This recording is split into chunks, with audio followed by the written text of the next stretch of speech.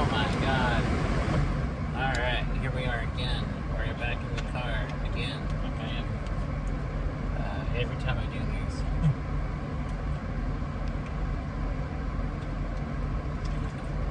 And it's Monday, back to the working week.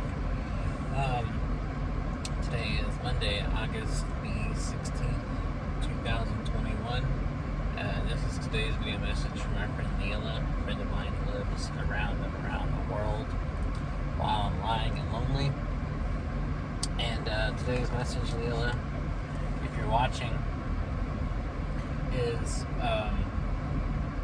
I don't know if you knew this, but I really like movies. I'm a big movie person. I've always been a cinema nerd, a cinephile, I guess you could say. And even since I was a kid, I've always really been into movies, and watching them has always been one of my favorite activities. And when I was a kid, for most of my life, I didn't go to the movies. For many years, I didn't see anything because my family could never afford it. And it wasn't until later, when I was maybe about a preteen, I started going to the movies regularly, and have been going ever since. But when I was a kid, I still watched a lot of movies, either on TV or I owned a lot of movies on VHS, because I've been watching VHS for about half my life, a little under half. I had a VCR up until high school, or a little after high school, so I still watched VHS tapes all the time, even well into I think my early 20s. And of course, also by that point, I also had a DVD player. I was watching DVDs too. But the point is, I've always been a big movie watcher. And some of my favorite movies being a kid is going to Blockbuster or Hastings and renting something to watch, and I would do them all the time. There was a period of time when I was young, when I was about 11 and 12, where I lived with my grandmother in Texas, and we would always go to the movies. If we went and saw all kinds of things that came out all the time. She would always take me to stuff, and I saw a lot of great movies when they were originally released. That at the time I didn't think anything of it, and looking back, I'm like, wow, there's some iconic movies I got to see in their initial theatrical run. And I still managed to go to the movies a lot, and when we weren't going to the movies, we were renting movies. We went to Blockbuster almost literally every single day. I'd always rent something, and and I continued to rent from Blockbuster well up until the time they closed. Same with Hastings. My hometown had both a Blockbuster and a Hastings, and so even when I moved back, as a teenager, I would still rent stuff regularly. And VHS, even though that's kind of an obsolete thing now, it was still very much around when I was even in high school. There was movies still coming out on VHS at that time. I remember renting a lot of them, because even though it was dying out at that time, they were still releasing movies on VHS, as well as DVD, Blu-ray, and such. So by the time I was about 23, I was watching movies on VHS, DVD, and Blu-ray.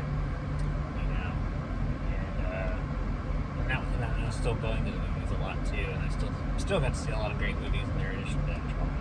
And I still try to, even now, I still try to go to the movies as often as possible, and I was trying to up until lockdown. I was going to the movies regularly right up to when the pandemic hit and everything locked down. And but even when I was stuck in lockdown, I was watching rewatching a lot of stuff at home. I went through a phase where I rewatched a bunch of stuff I hadn't either seen in years or I just never got around to at home on my laptop. So I spent like several months doing that, of catching up on stuff or nostalgically rewatching all that stuff.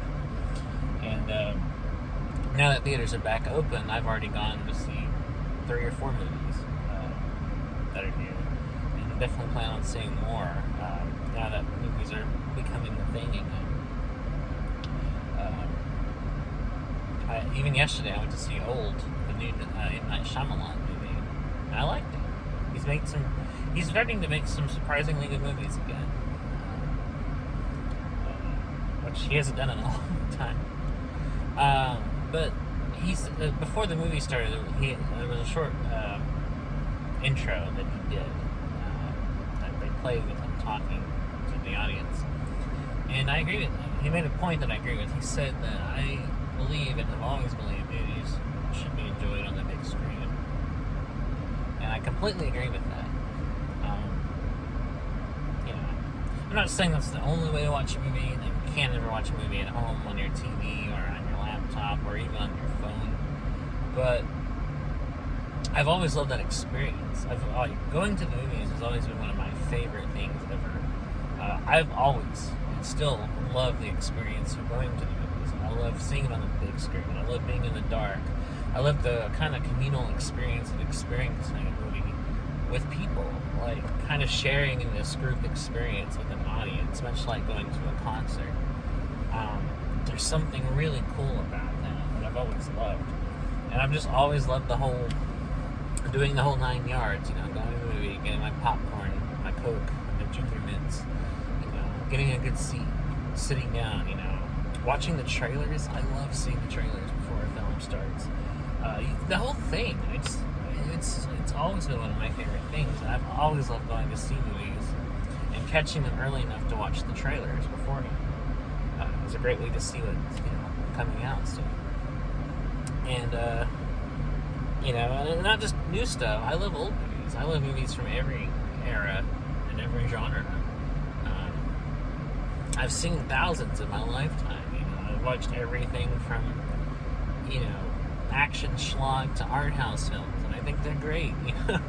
And not just the new stuff. I've watched a ton of classic movies, in my life too. There's a lot of great movies, that go way back, decades and decades worth of fantastic movies to find.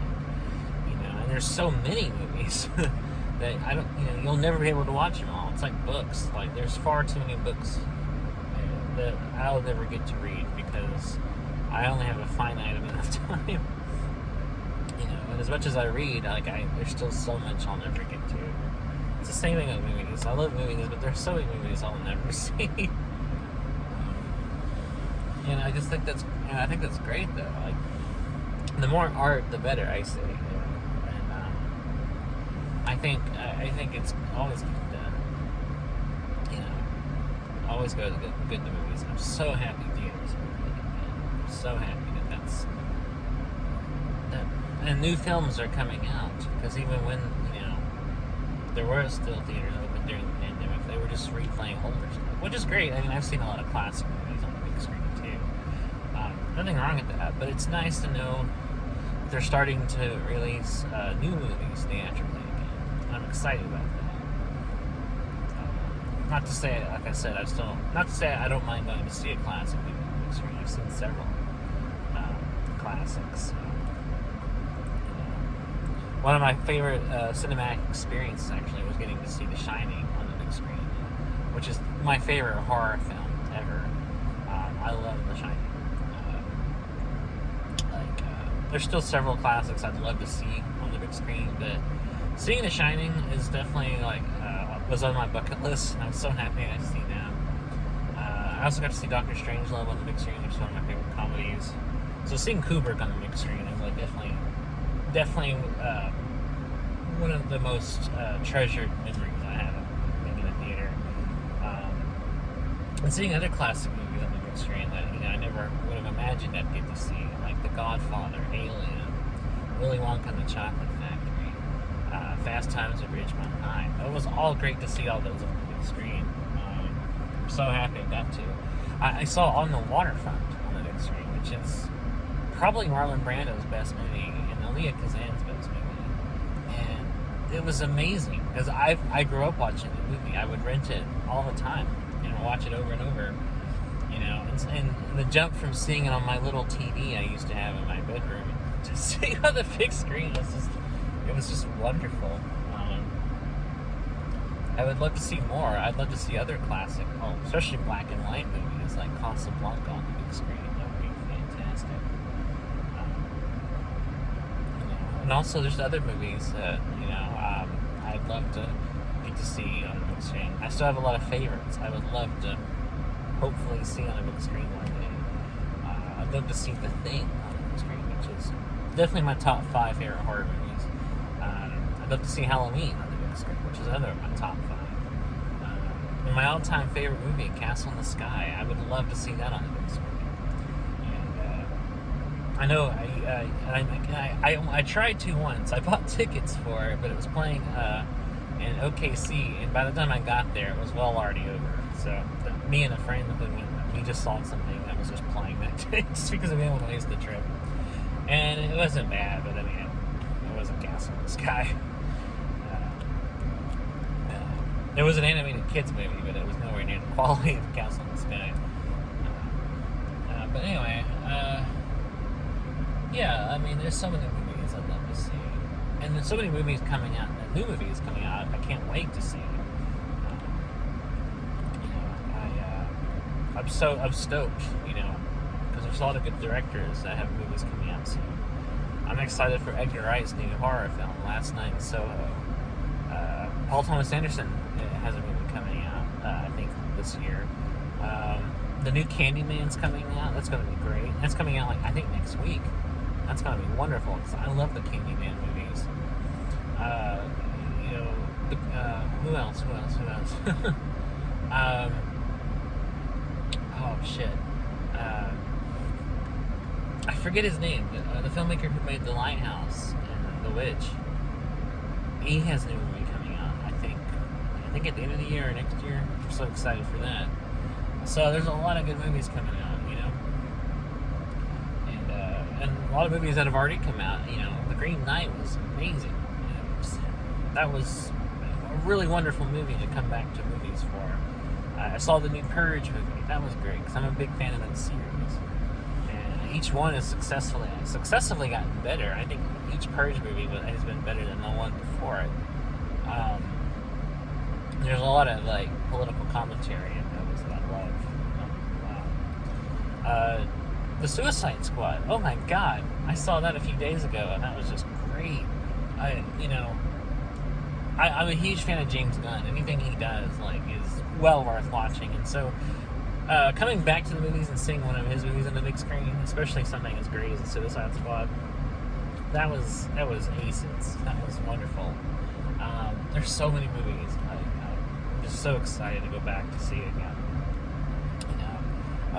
And also this year, Halloween Kills is going to come out. I'm so excited for that too. I loved David Gordon Green's reboot of Halloween in 2018. That was a very good movie, and the best Halloween movie I think since probably Halloween 3. Because I'm a huge fan of Halloween. Okay, so little sidetrack here, a little tangent here.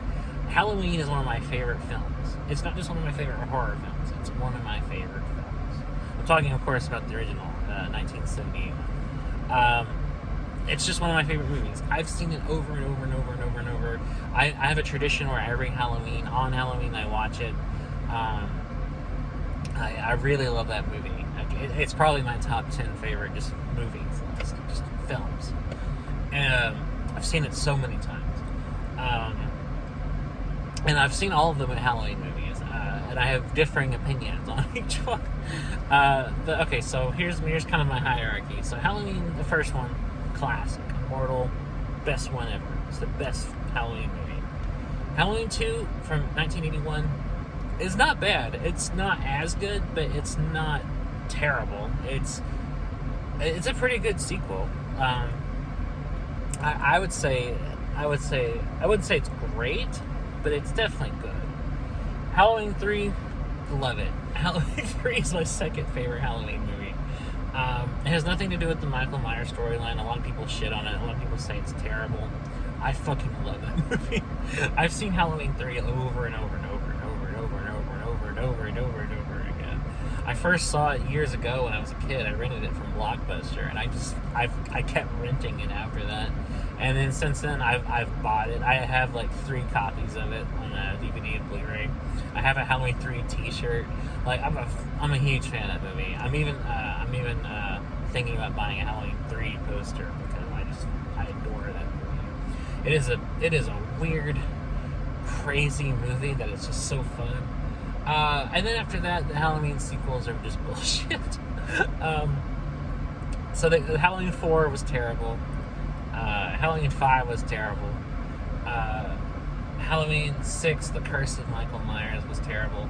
Although I will say the unrated producer's cut was better than the theatrical cut of that movie. But it's just dumb. The producer's cut was a more competent film, even if the story was really stupid where they were taking the Myers character.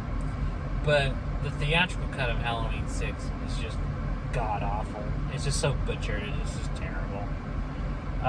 Then what's after that? H2O wasn't bad. I think H2O was the best Halloween movie since... If we're going by the original ones, it was the best one, I think, since 2. It was probably, it wasn't great. Halloween H2O was okay. It was a lot better than the Halloween 4 and 5, for sure. I don't know. I didn't mind the idea of Halloween 4 and 5. I just didn't like the execution. I didn't mind the characters like Jamie and Rachel. And I liked Loomis coming back. Dr. Loomis was the best thing about Halloween 4 and 5. But I just don't care for those movies. So Jamie Lee Curtis coming back to do H2O, where I guess they reset the timeline, before they reset it again. It was not bad. Resurrection just flat out sucked. That movie is just a piece of shit. It's the worst Halloween movie. Like Halloween 4 is at least watchable. I don't hate Halloween 4. I just kind of find it boring, but it's okay. Halloween 5 is the same way. It's like I don't hate this movie, but it's not great. It's okay. H2O is actually pretty good, but Resurrection is just bullshit from beginning to end. And I remember seeing it in theaters, thinking this movie sucks. My grandmother and I would see it, and we were laughing our asses off at it. It was just a stupid ass movie. Halloween Resurrection is the worst. So for a long time that was the last one. Resurrection was before they reset the timeline. It was the 8th movie. It was the last one. And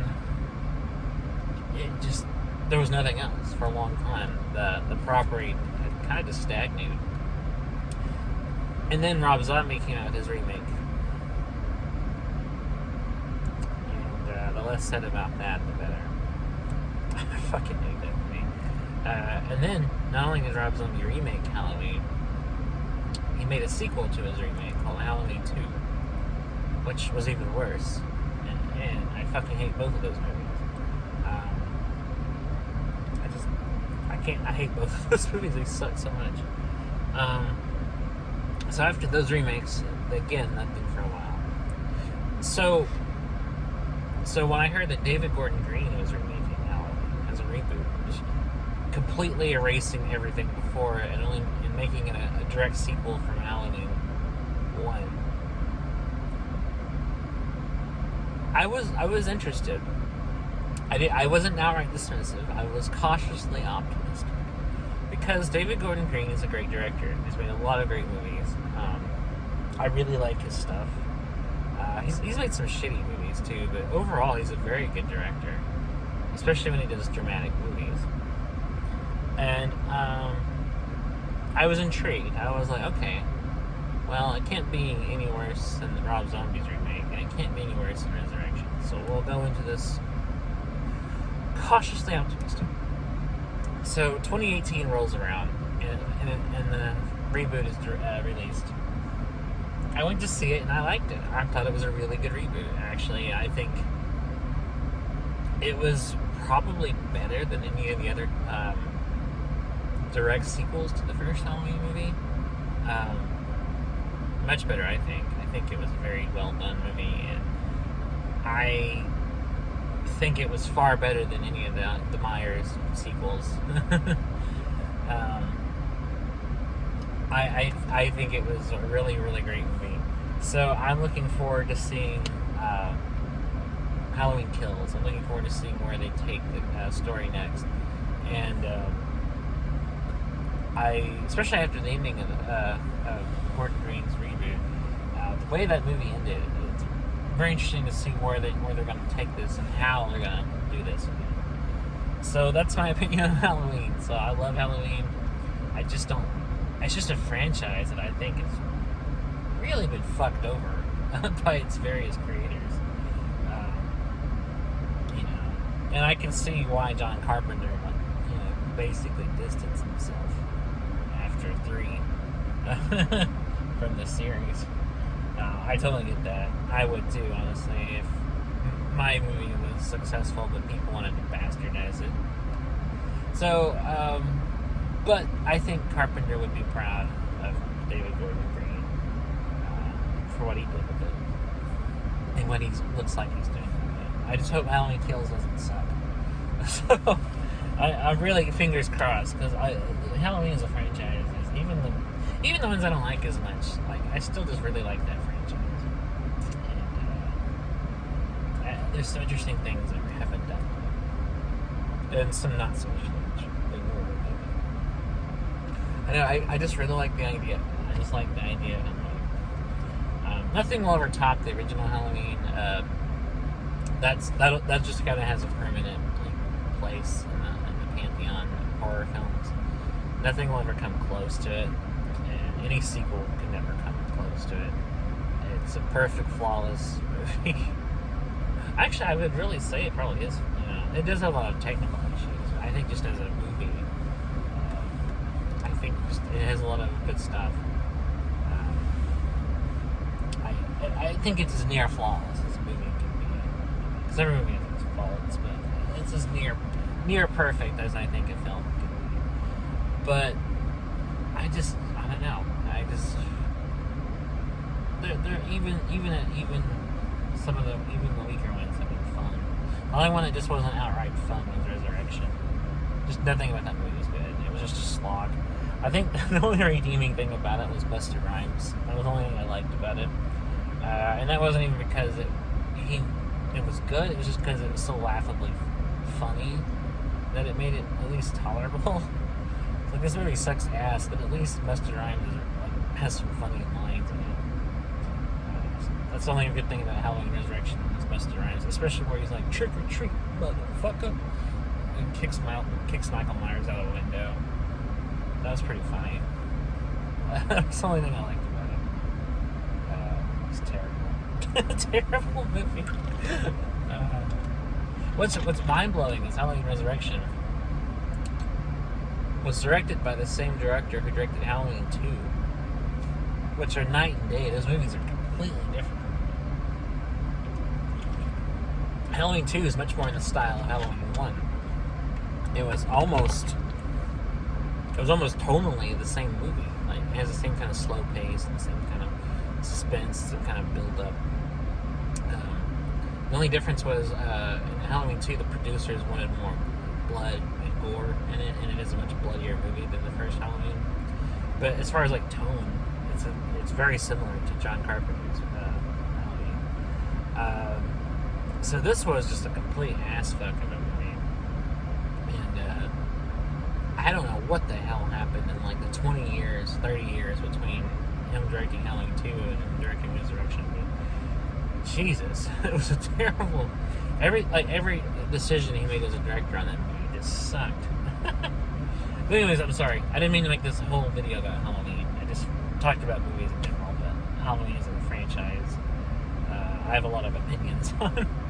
But yeah, I just love movies. I know you've told me some of your favorite movies. Please tell me some more of your favorite movies. I'd love to hear more of them. I'm always intrigued to know what you're watching, what some of your favorites are. We even have some favorites in common. One of our shared favorite movies is Back to the Future. I love Back to the Future.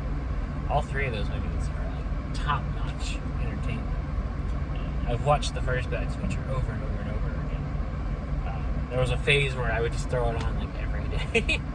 When I was about like 22, 23, I went through like a phase for a few months where I just would watch Back to the Future like every single day. And then I would just rewatch it.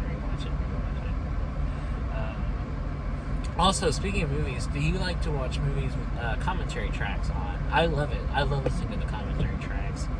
Every time I rent a movie, like on DVD or Blu-ray, that's what I do.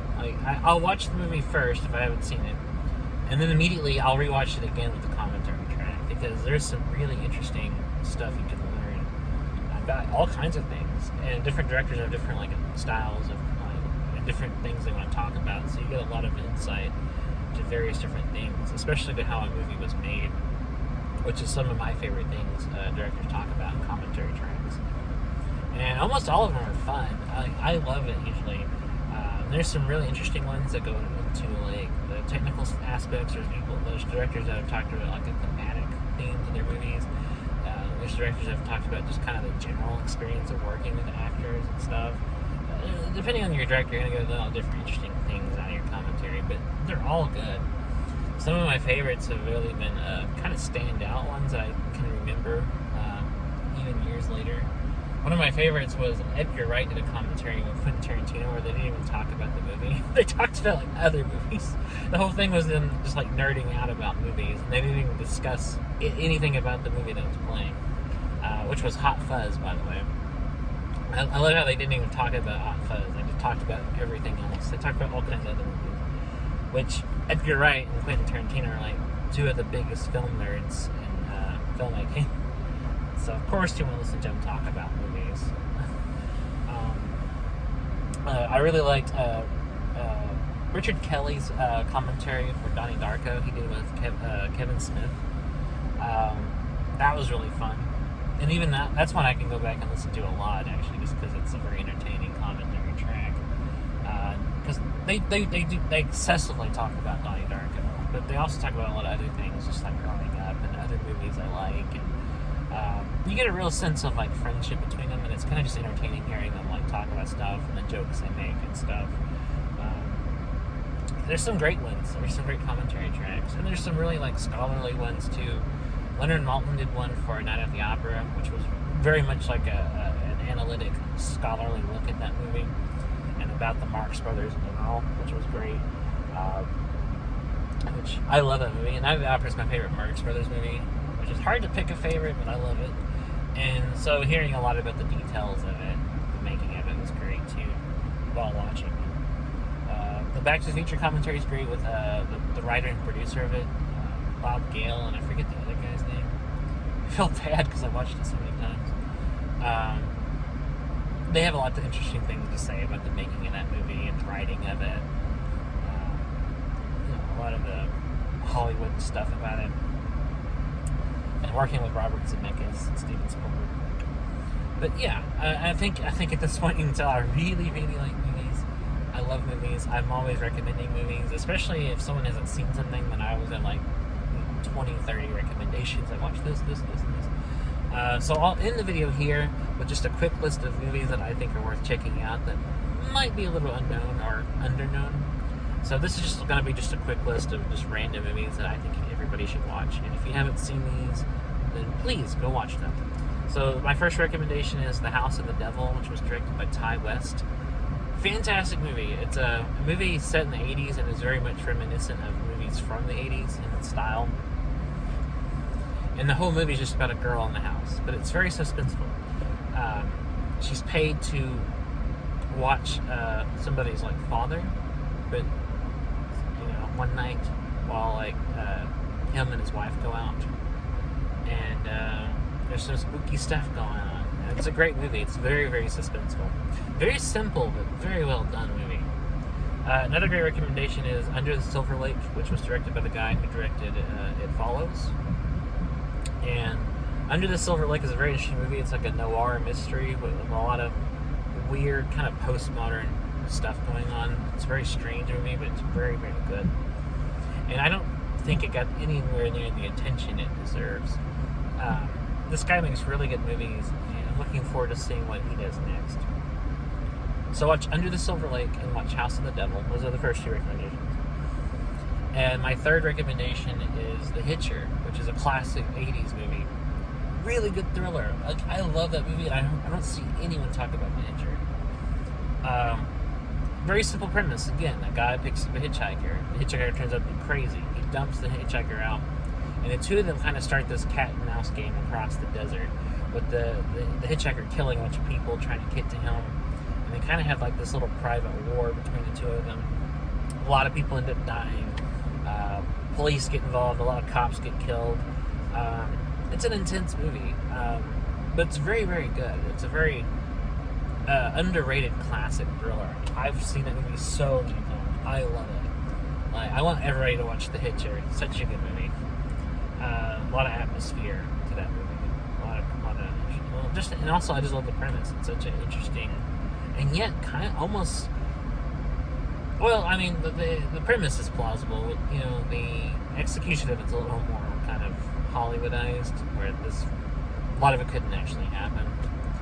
But that initial idea of picking someone up and having them be a maniac, that's so universal, because, you know, anyone who ever has picked up a hitchhiker on the highway, that's the first thing they're going to think is this guy going to murder me?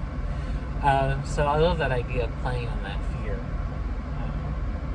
So that's another great recommendation. Another recommendation is an anime film called Whisper of the Heart. I recommend this because it's a movie that even if you don't like anime, you'll still like it. It's a very quiet, simple story about a girl who writes, and it's about kind of her just discovering herself, discovering her art, discovering what she has to say. And she meets a boy who makes violins, and he's a musician, and they form this friendship, and it's just a very, very sweet, simple story. I love it. And it doesn't get anywhere talked about near enough like other anime movies, like Spirited Away or Howl's Moving Castle. And Hayao Miyazaki, the director of Spirited Away, Howl's Moving Castle, Princess Mononoke, and all the other great movies, was actually the writer of Whisper of the Heart. Whisper of the Heart was written by Hayao Miyazaki. So that already is incentive to watch it. But yes, Whisper of the Heart's a wonderful, sweet, romantic story. I love that movie so much. And it's an anime film, but I think it has enough wide mainstream appeal to be good for people who don't even like anime movies. Which I do actually like anime movies, but I can see it appealing to everybody. My next recommendation is The Uninvited. It's another thriller. It's about a girl who she starts seeing really weird stuff going on. There's kind of this whole mystery surrounding this event that happened previously, and she starts seeing what she thinks are ghosts, and it has a very big twist at the end, so I'm not going to reveal it, but it's very good. Watch The Uninvited. Next recommendation I have so many. The next recommendation is a really good movie. I'm trying to think of the exact title. It's called You and Me and Everyone We Know, and it's another romantic story. It's like a romantic comedy, but it's not your typical romantic comedy. It's not like a Hollywood movie at all. It's very much an indie, quirky kind of movie. It's very quirky. It stars Miranda July and John Hawkes, I believe is the actor's name. And it has the main story is about a guy who is divorced and he's taking care of his two kids. And she has a business called Elder Cab where she drives old people around town. She's also an artist who works in audio and visual and stuff. Very much someone who I imagine Miranda July is like in real life, since she wrote and directed the movie as well. And while their story is going on, there's several subplots going on with other characters. And they're all kind of weird. It's a good movie, and even though it is very quirky and very weird, and the characters are kind of all kind of strange and eccentric, they still feel very much like real people. They still feel like people living their real lives that you can kind of relate to. There's a couple of girls who get into this kind of like weird, kind of, sort of, not a relationship, but they have this weird kind of banter with this guy who's a pervert, and they start teasing him and stuff because he makes it known that he's attracted to them, so they kind of play with him a little bit, but and so he starts like leaving signs in his window for him saying pervy shit, and they just start laughing at it like, what? And so that kind of becomes a running plot line. The John Hawkes' character, his two sons have their own kind of story.